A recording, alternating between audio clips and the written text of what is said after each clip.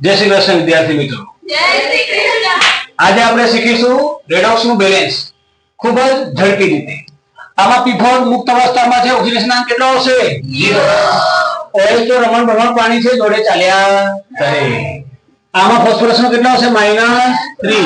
આમાં ફોસ્ફરસ નો +1. બે પ્રકારની મેથડ છે, ઓક્સિડેશન આંક પદ્ધતિ અને ઇલેક્ટ્રોન હસ્ત પ્રક્રિયા પદ્ધતિ. કઈ પ્રક્રિયાથી બેલેન્સ કરીએ બોલો? ઓક્સિડેશન આંક. ચાલો, ખૂબ સરસ. સ્ટેપ 1, કોનું ઓક્સિડેશન થયું, કોનું રિડક્શન થયું એ લખવાનું.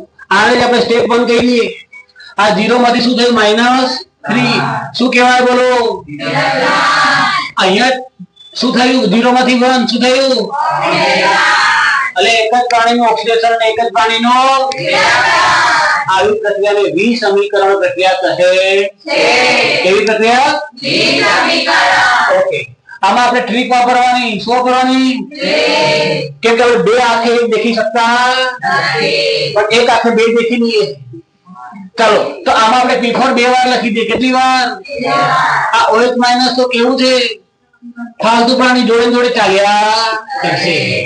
ચાલો, જે છે એમના એમ લખી દઈએ. +1 -3 0 થશે. શું? 0 માંથી -3. હવે બોલો શું કહેવાય?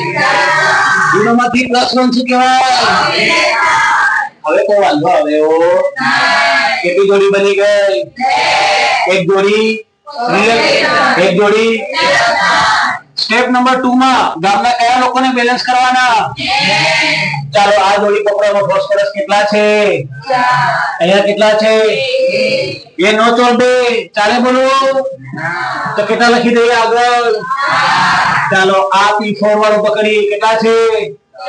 અહીંયા કેટલા છે? ના ચાલે, કેટલા લખી દઈએ? અગર તમે ધ્યાન આપજો, જો તત્વોમાં બેલેન્સ થાય તો ઓક્સિડેશન આંકમાં ઓટોમેટિક અલગ થશે. અહીંયા કેટલા? 0. અહીંયા કેટલા? અહીંયા કેટલા? તો -3 તો કેટલા છે? માઈનસ. અહીંયા 4 વડે ગુણો તો પ્લસ. હા, વધારો ઘટાડો લખવાનો છે. 0 માંથી -12. કેટલાનો ઘટાડો? 12 નો નુકસાન થયું. 12 નું. 0 માંથી 4. કેટલાનો વધારો? બે ફાયદો કેટલાનો? નુકસાન કેટલાનો? આવું ચાલે. સરખું કરવાનું. 4 નો ઘડિયો બોલો 12 આવે ત્યાં સુધી. 4 1 4 4 2 8 4 3. કેટલા વડે ગુણવાના?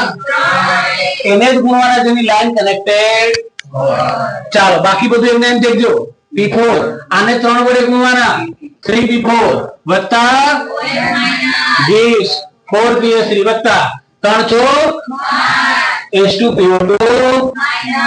ચાલો, આ સ્ટેપ નંબર 3. સ્ટેપ નંબર 4 માં શું બેલેન્સ કરવાનું? વીજ. બાર ક્યાં હોય? ચાલો, P4 ના માથે કઈ છે? આના માથે છે. આના માથે છે માઈનસ. આના માથે છે. આના માથે છે કેટલા?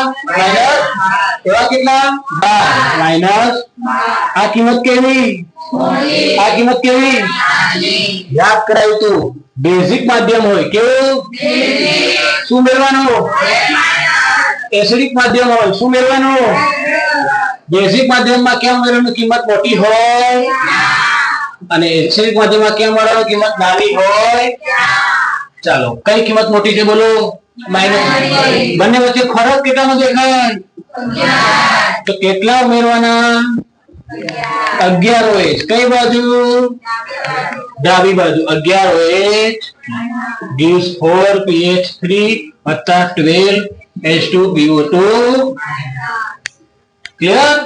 ચાલો, છેલ્લું સ્ટેપ. હવે માત્ર હાઇડ્રોજન દેખવાના. એના માટે શું જરૂરી છે?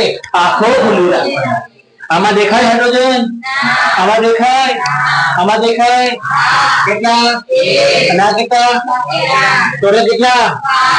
આવલ 4 તારી અને 12 તો 12 તો છે, પણ એ વધારાના કેટલા છે? આજુબાજુ પણ 24 આવા. 24 માટે H2O કેટલા?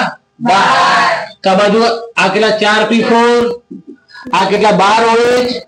અને જોડે શું લખી દઉં?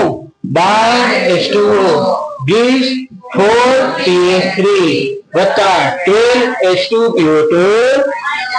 સમજો વાત ને? પ્રક્રિયા પ્રોપર બેલેન્સ થઈ કે નહીં એ રીતે ચેક કરશો. ઓક્સિજન ચેક કરીને ઓક્સિજન કરો 12 ને 12 24 12 2 બોલો ભારત માતા કી જય.